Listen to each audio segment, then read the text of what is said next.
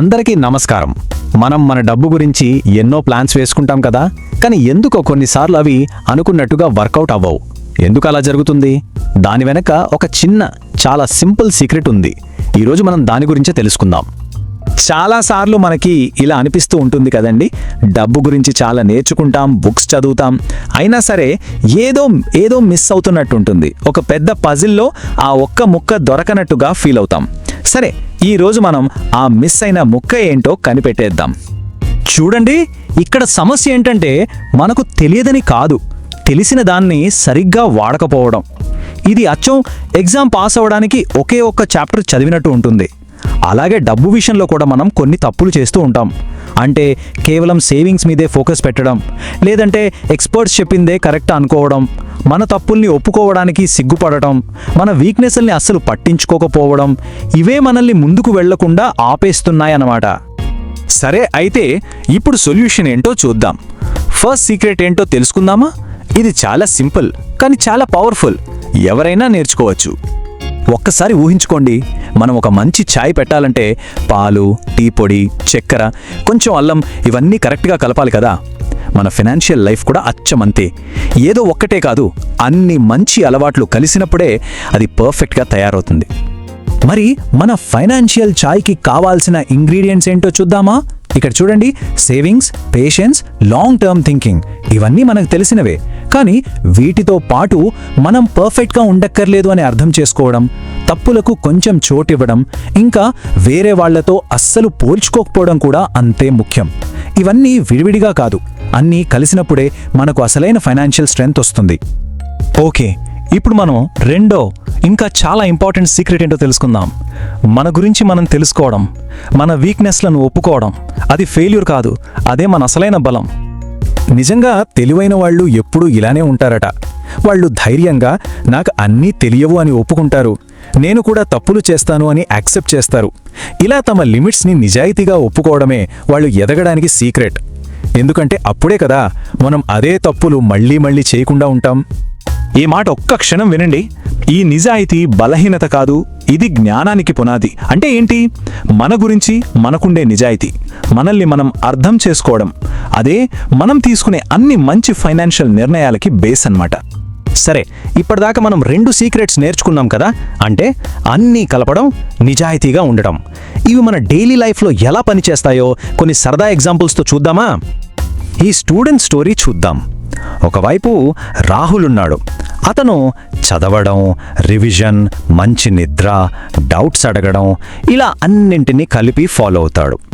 మరోవైపు ఆశ, తను లాస్ట్ మినిట్లో చదవడం మీదే డిపెండ్ అవుతుంది. మరి రిజల్ట్ ఏంటి?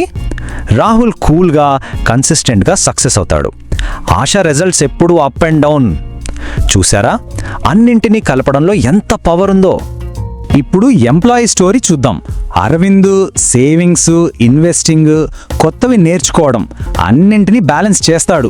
కానీ మనోజ్ ఎమోషనల్గా ఖర్చు పెట్టేస్తూ కన్ఫ్యూజన్తో ఒక ఐడియా నుంచి ఇంకో ఐడియాకి జంప్ అవుతూ ఉంటాడు. ఇక్కడ మనకు క్లియర్గా తెలుస్తుంది కదా, బ్యాలెన్స్, డిసిప్లిన్ ఉంటేనే మనం స్టడీగా గ్రో అవుతాం. పెద్ద పెద్ద బిజినెస్లకు కూడా ఇదే వర్తిస్తుంది. రమేష్ తన బిజినెస్లో మార్కెటింగ్, ఫైనాన్స్, కస్టమర్ కేర్, ఇలా అన్నింటినీ కలిపి చూసుకుంటాడు. కానీ సురేష్ ఫోకస్ అంతా సేల్స్ మీదే, మిగతావి అస్సలు పట్టించుకోడు. ఫైనల్గా ఏమవుతుంది? రమేష్ బిజినెస్ ఒక పెద్ద ఎంపైర్లా ఎదుగుతుంది, సురేష్ స్ట్రెస్తో ఇబ్బంది పడతాడు. సో ఇక్కడ లెసన్ చాలా క్లియర్. కలపడం బలం, విడిగా ఉంచడం బలహీనత. ప్రకృతి మనకెంత అందంగా నేర్పిస్తోందో కదా. ఒక్క సూర్యరశ్మి ఉంటే సరిపోదు, ఒక్క నీళ్లు ఉంటే సరిపోదు. సూర్యరశ్మి, మట్టి, గాలి, నీరు అన్నీ కలిస్తేనే ఒక మొక్క పెద్ద బలమైన చెట్టు అవుతుంది. మన ఫైనాన్షియల్ లైఫ్ కూడా అలాంటిదే. మనందరికీ ఇన్స్పిరేషన్ అయిన డాక్టర్ ఏపీజే అబ్దుల్ కలాం గారు ఏమన్నారో వినండి. నేను బెస్ట్ సైంటిస్ట్ని కాదు, నా దగ్గర బెస్ట్ టీం ఉంది, నేర్చుకోవాలని ఇష్టం ఉంది. చూసారా, తన లిమిట్స్ గురించి ఎంత హానెస్ట్గా ఉన్నారో. ఆ నిజాయితీ, ఆ డిసిప్లిన్, ఆ నేర్చుకోవాలనే తపన, ఇవన్నీ కలవడమే ఆయన్ని అంత గొప్ప వ్యక్తిని చేశాయి. ఈ ప్రిన్సిపల్ గూగుల్ లాంటి పెద్ద కంపెనీలకు కూడా వర్తిస్తుంది తెలుసా. వాళ్ళు తమ బలాలన్నింటినీ, అంటే ఇన్నోవేషన్, టాలెంట్, డేటా అన్నింటినీ కలుపుతారు. అదే టైంలో గూగుల్ ప్లస్ లాంటి ఫెయిల్యూర్స్ని ఓపెన్గా ఒప్పుకొని దాన్ని ఆపేశారు కూడా. ఈ నిజాయితీ, ఈ కాంబినేషన్, ఈ రెండే వాళ్ళని ఎప్పుడూ టాప్లో ఉంచుతున్నాయి.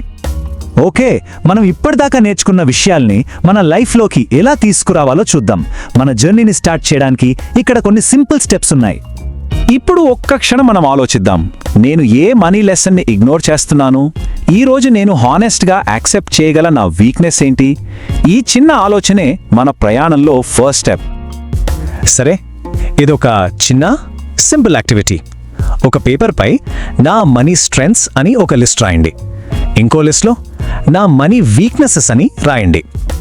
ఇప్పుడు ఆ వీక్నెసెస్లోంచి ఒకే ఒకటి సెలెక్ట్ చేసుకుని నెక్స్ట్ 7 days దాని మీద వర్క్ చేద్దాం.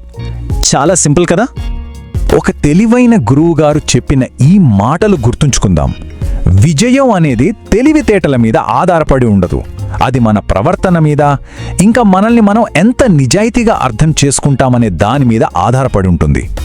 ఈ పాజిటివ్ మాటల్ని రోజు మనం చెప్పుకుందాం. ఇది మన లక్ష్యాన్ని ప్రతిరోజు గుర్తు చేస్తుంది. నేను ప్రతిరోజు నేర్చుకుంటాను. నా బలహీనతలను నేను అంగీకరిస్తాను. బలమైన ఆర్థిక భవిష్యత్తును నిర్మించడానికి నేను అన్ని పాఠాలను మిళితం చేస్తాను. మిత్రులారా, గుర్తుంచుకోండి, రోజు చిన్నగా నేర్చుకోవడం ఒక రోజు పెద్ద విజయాన్నిస్తుంది.